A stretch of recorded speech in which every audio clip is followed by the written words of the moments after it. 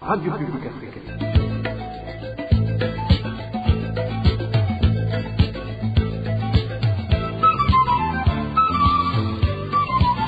Radio Publique Africaine.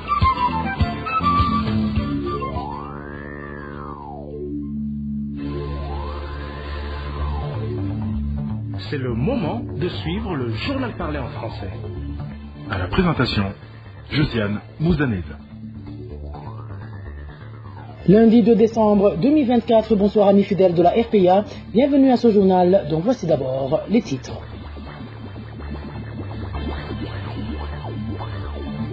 Le personnel du ministère de l'Élevage, de l'Agriculture et de l'Environnement tire une sonnette d'alarme. Ils disent avoir été lésés dans la nouvelle classification d'emploi. Cette dernière aurait, selon eux, été émaillée de plusieurs magouilles et irrégularités, alors qu'elle devrait constituer le point de repère lors de la fixation des salaires.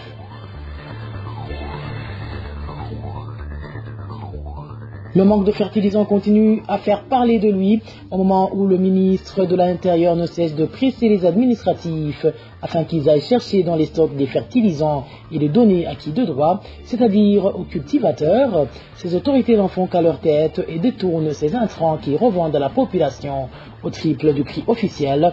Vous le suivrez dans ce journal. Dans ce journal, nous vous parlerons également de la hausse vertigineuse du prix des denrées de première nécessité, au moment où les Burundais ont déjà du mal à joindre les deux bouts du mois, car faisant face à une précarité sans nom. Voilà pour les grandes articulations. Bien le bonsoir chez vous, mesdames et messieurs. Tout de suite, le développement de ces titres.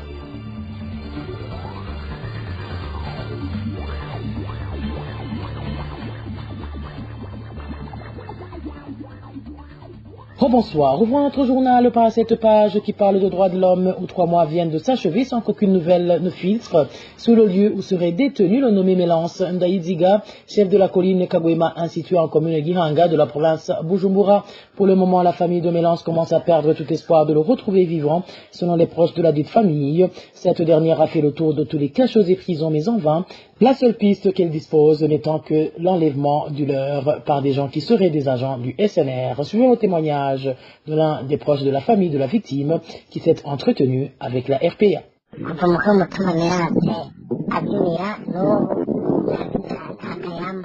Depuis la disparition forcée du chef collinaire Mélance Ndaïdziga, aucune nouvelle de lui ne filtre. Sa famille a cherché en vain après sa disparition forcée survenue il y a plus de 3 mois. Nous voulons que même s'il a été assassiné, nous puissions en être informés. On se demande si une personnalité publique a été enlevée et portée disparue, qu'en sera pour un citoyen lambda. La famille s'est confiée à l'administrateur communal de Gihanga, à la justice, à la CNDH, mais personne n'a donné de nouvelles. Franchement, où se trouvent les représentants du peuple, les autorités? Personne ne se soucie des enlèvements. Personne ne rend visite aux familles en détresse pour les tranquilliser. Où se trouve le CNDH? Il faut qu'elle s'active pour aider les familles à retrouver les leurs. Que le président se lève et fasse cesser ces pratiques d'enlèvement. La rédaction de la RPA a essayé de joindre par téléphone certaines institutions sollicitées par la famille pour recueillir leurs réactions, mais en vain. En page sécurité, la rédaction de la RPA a pu répertorier 5 personnes assassinées au cours de la semaine écoulée. 4 des victimes sont originaires de la province Ruyigi. Il s'agit d'une femme et de ses 3 enfants tués par le mari de la femme qui se trouve être également le père des enfants. Pascal Baseka, âgé de 47 ans, a tué sa famille par coup de machette. Cela s'est passé samedi dernier sur la colline Nyabigozi de la commune Gisuru. L'auteur du crime est pour le moment entre les mains de la police. La 5e victime portée à la connaissance de la RPA est un certain Bahati qui vivait en province Rumongi. Son corps a été découvert dans la localité de Gachacha, située sur la colline Karonda, plus précisément dans un champ de palmiers à Ouil. Travaillant comme sentinelle, la victime aurait été étranglée par des gens non encore identifiés. Des sources sur place font savoir que la victime était originaire de la commune Vianda en province Bururi. Une courte pause et nous parlons gouvernance. Grogne au sein du personnel du ministère de l'Agriculture, de l'Élevage et de l'Environnement. À l'origine, une nouvelle classification des emplois qui sera désormais tenue en considération lors de l'octroi des primes et salaires. Selon certains employés du dit ministère qui se sont confiés à la RPA, les directions ont ajusté les grades uniquement à leur avantage, opprimant leurs employés. Plus de détails avec Elvis Liomongue. Dans la nouvelle classification des emplois, 4 critères principaux vont désormais être pris en considération pour fixer les salaires.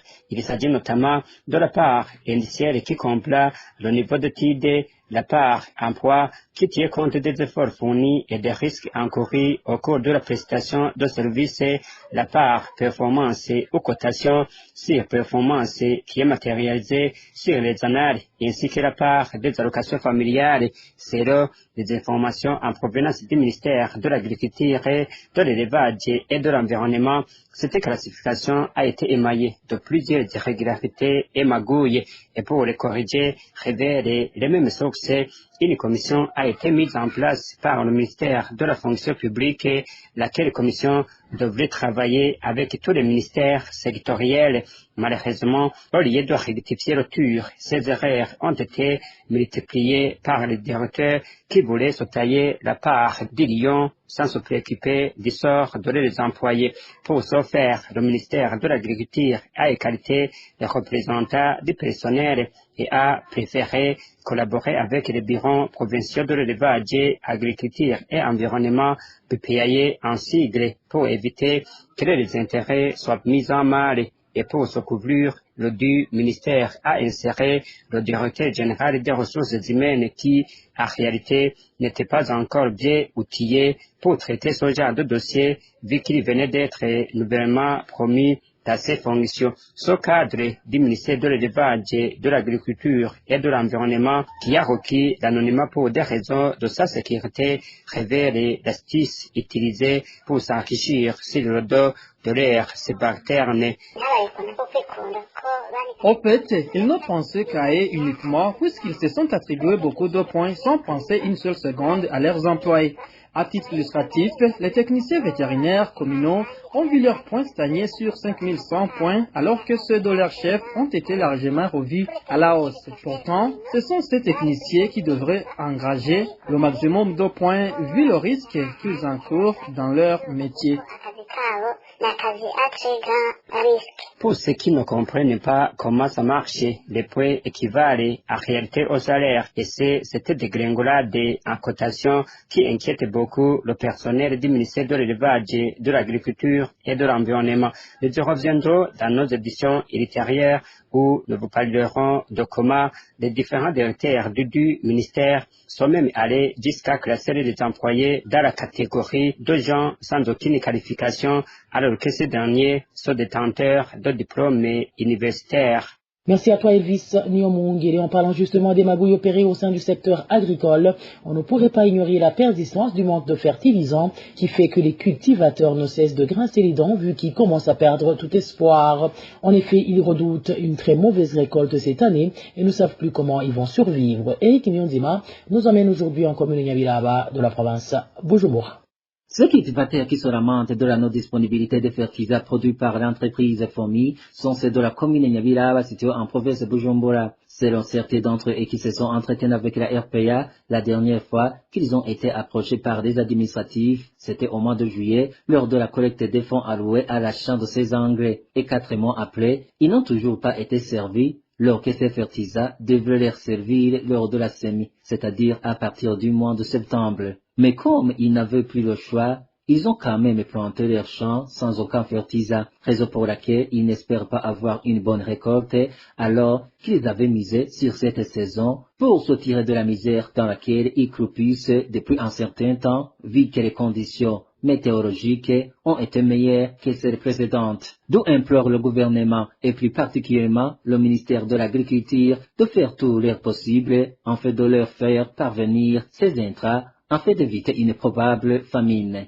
La situation se présente ainsi au moment où, du côté de la FOMI, ils font savoir qu'ils ont livré toute la commande de fertilisants, en plus d'avoir produit un excédent de plus de 10 000 tonnes à titre provisionnel, un fait reconnu par le gouvernement burundais qui, via son ministre de l'Intérieur, ne cesse d'inciter les administratifs à aller prendre tout engrais nécessaire et de le faire parvenir aux agriculteurs dans les meilleurs délais. Mais rappelons que les mêmes administratifs sollicités sont ceux-là même qui détournent ces intrants et les revendent à leurs administrés à un prix exorbitant. Eric Nyonzima, les craintes de ces cultivateurs semblent fondées à voir la montée vertigineuse des prix des denrées alimentaires sur le marché, et ce depuis un certain temps. Commune Mugongomanga de la province Bujumbura, cette hausse des prix s'observe depuis 3 mois, ce qui inquiète beaucoup les habitants de la place compte tenu de leur faible revenu. Le point avec Clovis Nyonzima. Dans une période de 3 mois, à partir du mois de septembre dernier, les prix des denrées alimentaires de première nécessité ont beaucoup grimpé. Selon notre source dans cette commune, nombreux sont ceux qui mangent une fois par jour. Par exemple, au mois de septembre, le prix du kilo de maïs oscillait entre 1900 et 2000 francs bout. Au mois d'octobre, le prix du kilo de maïs était déjà de 2500 francs bout. Et le mois de novembre vient de se terminer alors que le prix du kilo est arrivé à 3200 francs bout. Au mois d'août, un kilo de haricots s'achetait à 2000 francs ou 2500 francs burundais. Mais aujourd'hui, le prix du kilo de haricots est de 4000 francs burundais. À cette même époque, le kilo de pommes de terre variait entre 1300 et 1400 francs burundais, mais aujourd'hui, il est de 2500 francs burundais. Vous comprenez que tous les prix sont en hausse. Aujourd'hui, les Burundais ne mangent qu'une fois par jour. Selon toujours notre source, cette situation est aggravée par le fait que les salaires des fonctionnaires restent inchangés malgré ces hausses des prix. Cette situation est devenue invivable. Les prix du marché continuent d'augmenter et les salaires des fonctionnaires restent les mêmes. Nous ne savons plus à quel sens se vouer. Actuellement, que ce soit les citoyens lambda ou les fonctionnaires de l'État, tous convergent à l'incapacité à gouverner du pouvoir en place et demandent leur démission afin que ceux qui en sont capables puissent prendre la relève. Merci également à toi, Clovis Nyonzima. En province Gitega, la situation est identique. La population de la place qui s'est confiée à la RPA fait savoir qu'au point où vont les choses, il en est à craindre le pire, vu qu'elle ne voit pas comment survivre à cette flambée des prix. C'est un reportage signé Nadège Ilakote.